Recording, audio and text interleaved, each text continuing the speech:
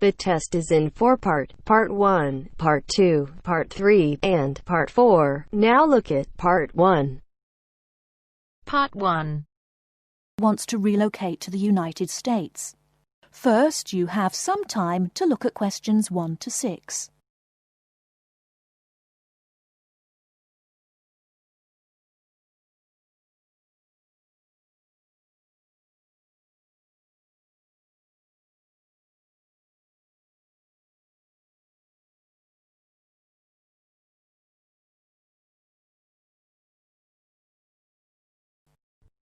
Listen carefully and answer questions 1 to 6.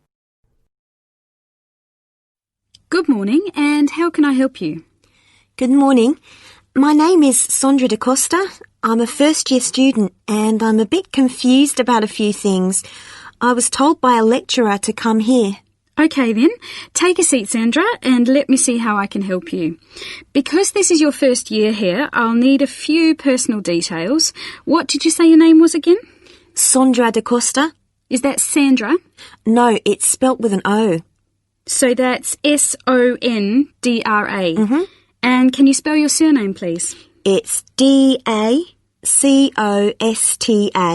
Is that all one word? No, it's 2 words actually. Fine. And are you living on campus or in other accommodation? I'm living in university residences in Bramble House, the one on the main campus, room number 13. How are you finding it so far? Much better than I expected. I have quite a large room and we have a shared kitchen and bathroom. The other students I've met seem really friendly. That's good to hear.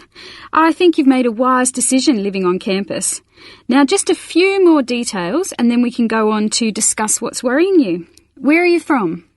My mother is from South America, but I was born in the north of Spain. That's interesting. And one more thing. Do you have a number we can contact you on in emergencies? Yes, I have a mobile number. It's 07764 543302. Let's just check that. Did you say 07764 543332? No, it's 543302. That's fine, Sandra. Thank you. That's all the information I need for the moment. Before you hear the rest of the conversation, you have some time to look at questions 7 to 10.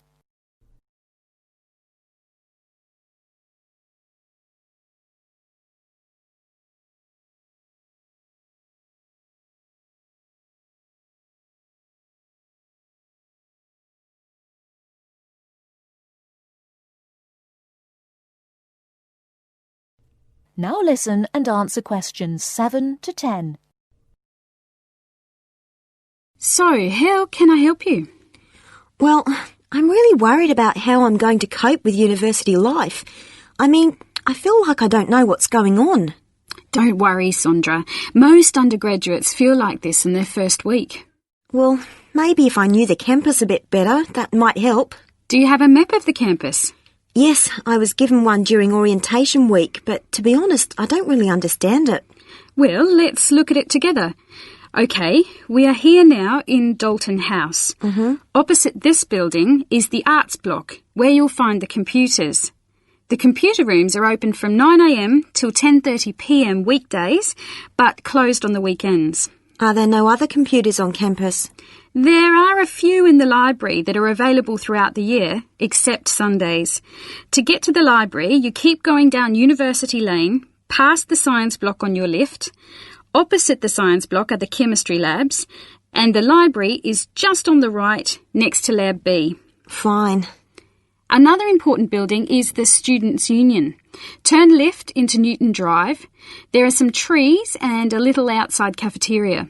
The Students' Union is just behind this. One thing I must check, have you sorted out your fees yet? Well, I filled in a direct debit form, so I suppose that means everything is fine. Probably, but you should go to the finance office just to make sure. It's at the end of Newton Drive. You'll need some identification, your passport or student ID. And is there a bank on campus? Yes, it's open normal banking hours and there is a 24-hour cash machine. The bank's in Isaac Street, which runs parallel to University Lane, where we are now. Go past Lecture Hall B and the bank is opposite, just before you get to Lecture Hall A. Great. Probably the best thing to do is to walk around and familiarise yourself with everything. Don't worry, it won't take you long to settle in. I'm sure you're right. I feel a lot better. I also need you to fill in this form for the tutorial file. Take it away with you and then make an appointment to see me again and we'll go over it. My telephone number is on the form here at the bottom of the page. You can ring me anytime between 9 a.m. and 3:30 p.m. from Monday to Friday, except on a Thursday when I'm only available in the morning.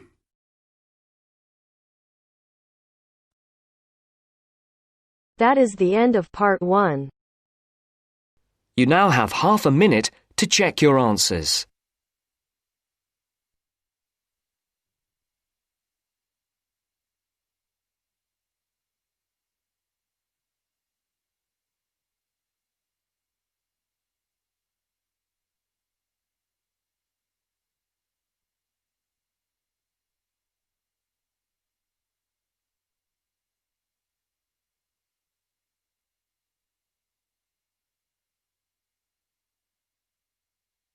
Now turns to part 2. Part 2. You will hear a radio interview about a lakeside resort. First, you have some time to look at questions 11 to 15.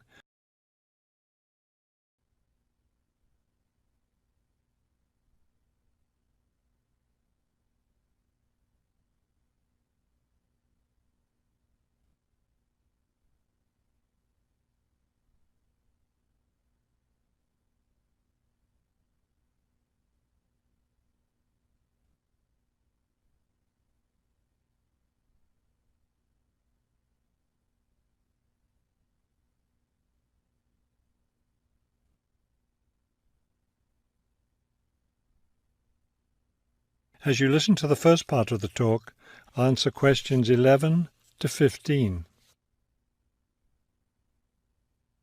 Good afternoon, and welcome to today's show.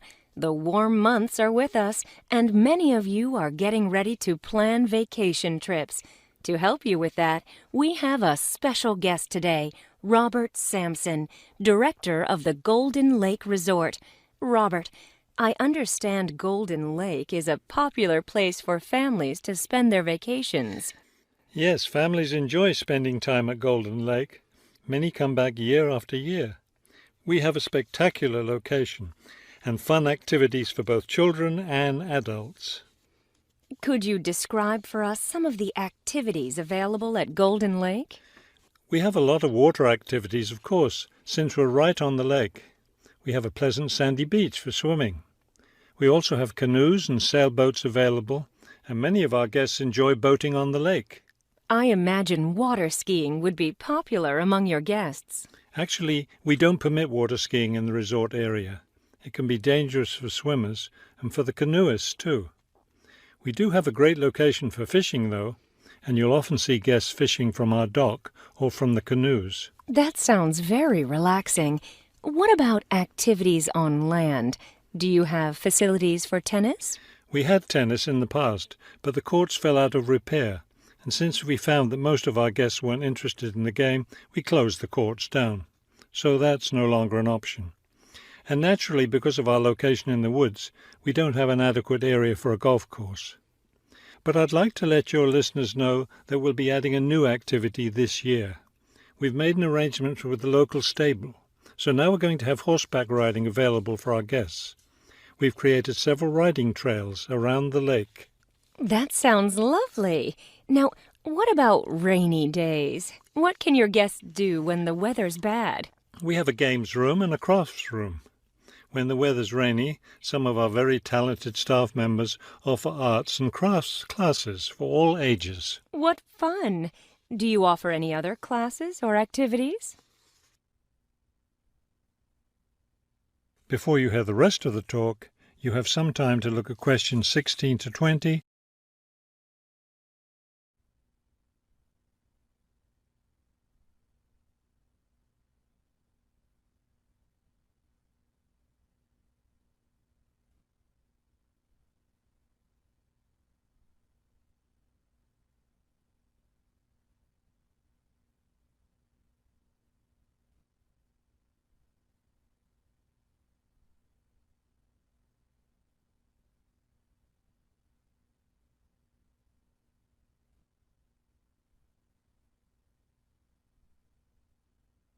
Now listen and answer questions 16 to 20.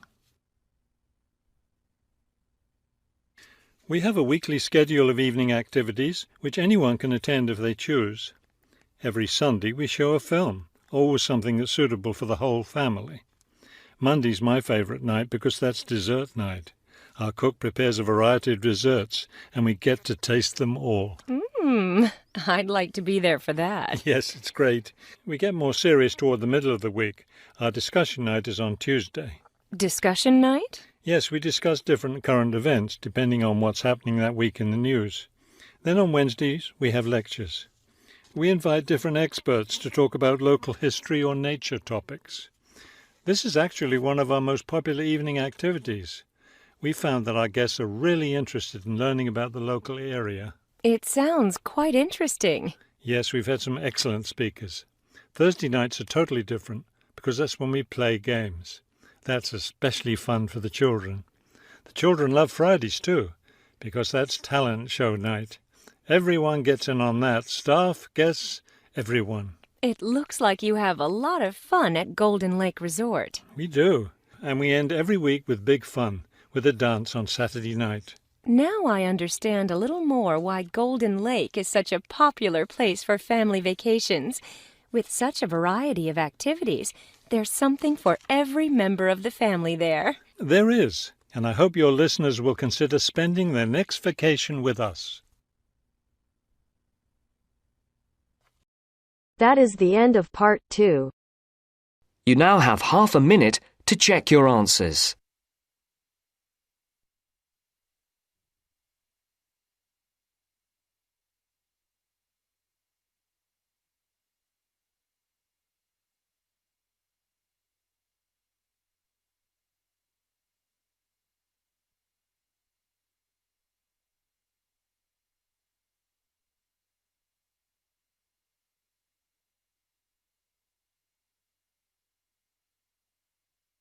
Now turns to part 3.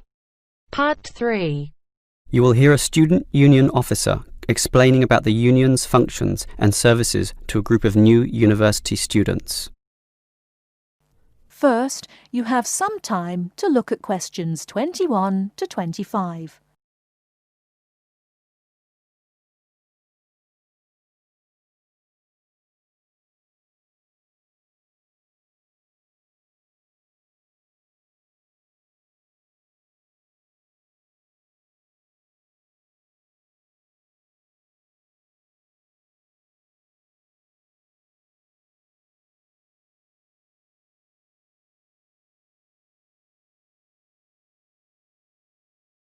Now listen carefully and answer questions 21 to 25.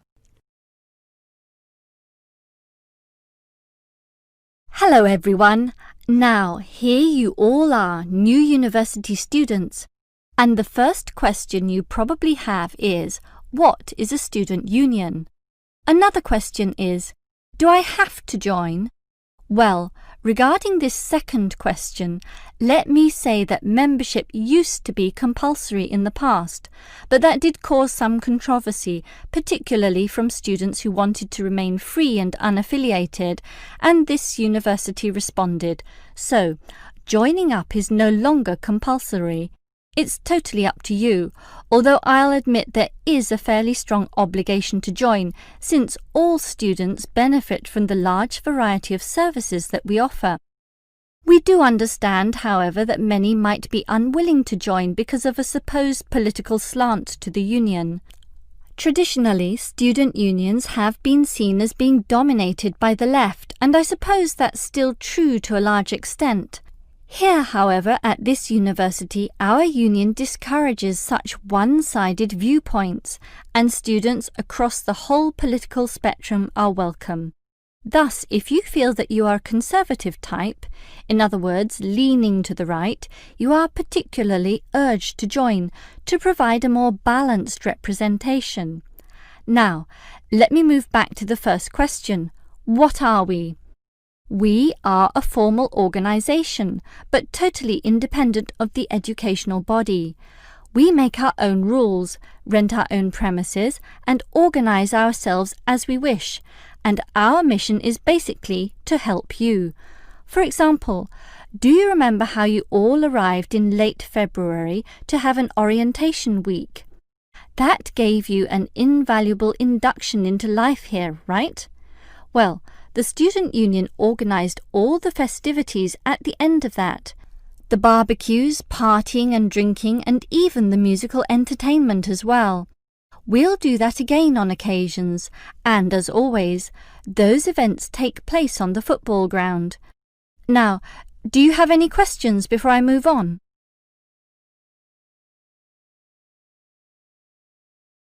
Before you hear the rest of the talk, you have some time to look at questions 26 to 30.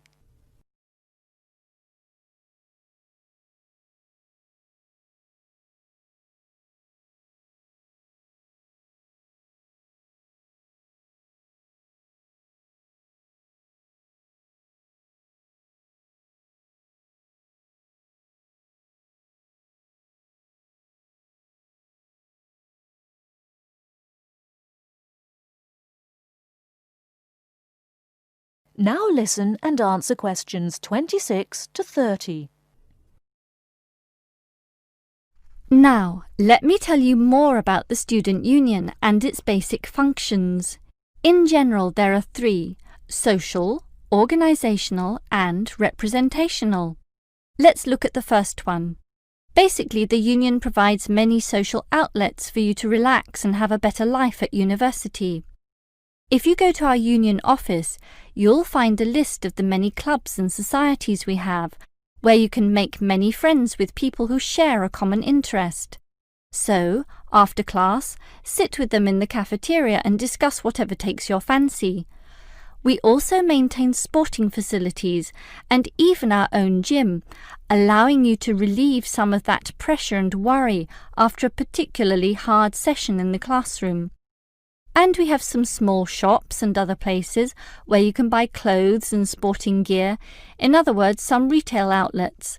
And if you flash your Student Union card, you'll get up to 20% discount at the bookshop. But unfortunately, there are no discounts at the Union cafeteria. Sorry, no cheap cappuccinos.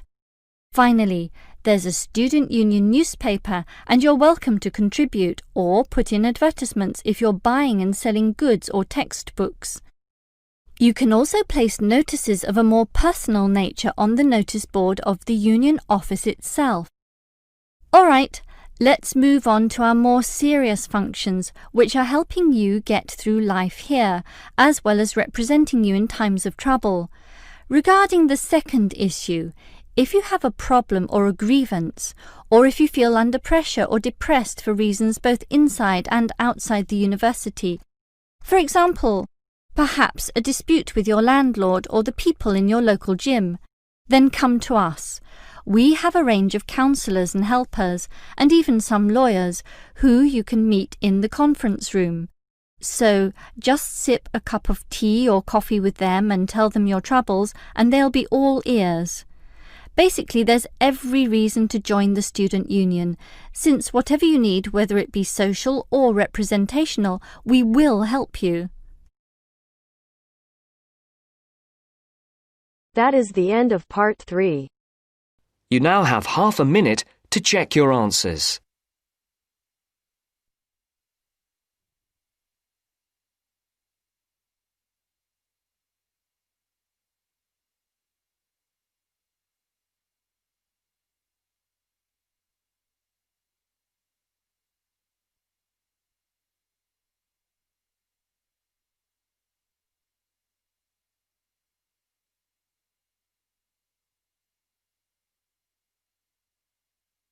Now turns to part 4. Part 4. You will hear a lecture giving advice on how to present a seminar paper. First read questions 31 to 40. Complete the notes of the outline. Write no more than 3 words in each answer.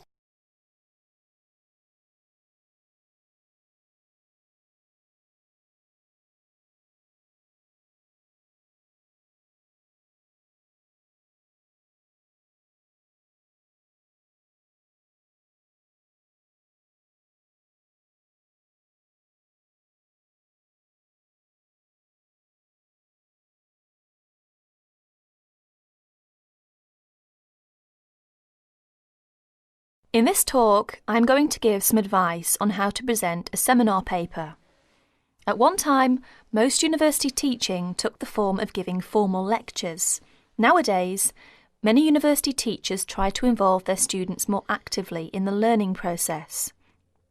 One of the ways in which this is done is by conducting seminars. In a seminar, what usually happens is this. One student is chosen to give his ideas on a certain topic. These ideas are then discussed by the other students, the participants in the seminar. What I'd like to discuss with you today is the techniques of presenting a paper at a seminar. As you know, there are two main stages involved in this. One is the preparation stage, which involves researching and writing up a topic. The other stage is the presentation stage, when you actually present the paper to your audience. It is this second stage that I'm now concerned with. Let us therefore imagine that you have been asked to lead off a seminar discussion and that you have done all the necessary preparation. In other words, you have done the research and you have written it up. How are you going to present it? There are two ways in which this can be done. The first method is to circulate copies of the paper in advance to all the participants. This gives them time to read it before the seminar, so that they can come already prepared with their own ideas about what you have written. The second method is where there is no time for previous circulation, or there is some other reason why the paper cannot be circulated. In that case, of course, the paper will have to be read aloud to the group, who will probably make their own notes on it while they are listening. In this talk, I am going to concentrate on the first method, where the paper is circulated in advance, as this is a most efficient way of conducting a seminar. But most of what I am going to say also applies to the second method, and indeed may be useful to remember any time you have to speak in public. You will probably be expected to introduce your paper even if it has been circulated beforehand. There are two good reasons for this. One is that the participants may have read the paper but forgotten some of the main points. The second reason is that some of the participants may not in fact have had time to read your paper, although they may have glanced through it quickly. They will therefore not be in a position to comment on it unless they get some idea of what it is all about. When you are introducing your paper, what you must not do is simply read the whole paper aloud. This is because, firstly, if the paper is a fairly long one, there may not be enough time for discussion. From your point of view, the discussion is the most important thing. It is very helpful for you if other people criticise your work. In that way, you can improve it. Secondly, a lot of information can be understood when one is reading. It is not so easy to pick up detailed information when one is listening. In other words, there may be a lack of comprehension or understanding. Thirdly, it can be very boring listening to something being read aloud. Anyway, some of your audience may have read your paper carefully and will not thank you for having to go through all of it again. Therefore, what you must do is follow the following 9 points. 1. Decide on a time limit for your talk. Tell the audience what it is. Stick to your time limit. This is very important. 2. Write out your spoken presentation in the way that you intend to say it.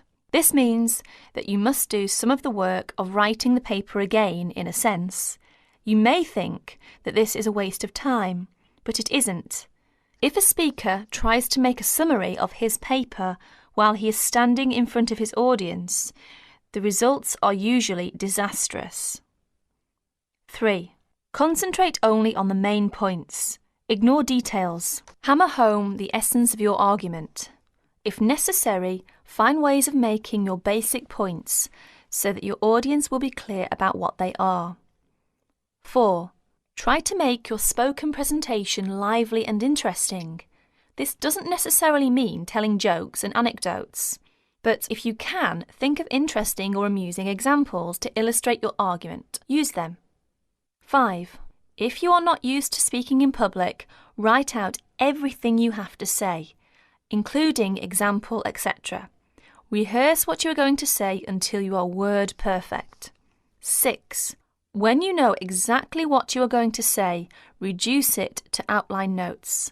Rehearse your talk again, this time from the outline notes. Make sure you can find your way easily from the outline notes to the full notes, in case you forget something. 7.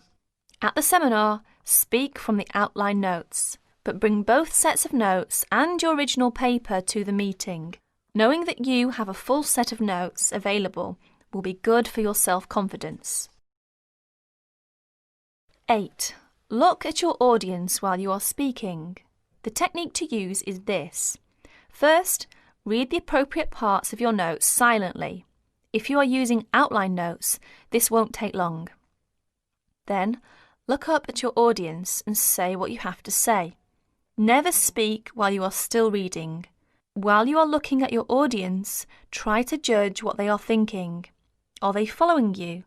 You will never make contact with your audience if your eyes are fixed on the paper in front of you. 9. Make a strong ending. One good way of doing this is to repeat your main points briefly and invite questions or comments. Perhaps I can sum up by saying this. Remember that listening is very different from reading. Something that is going to be listened to has therefore got to be prepared in a different way from something that is intended to be read. That is the end of part 4. You now have half a minute to check your answers.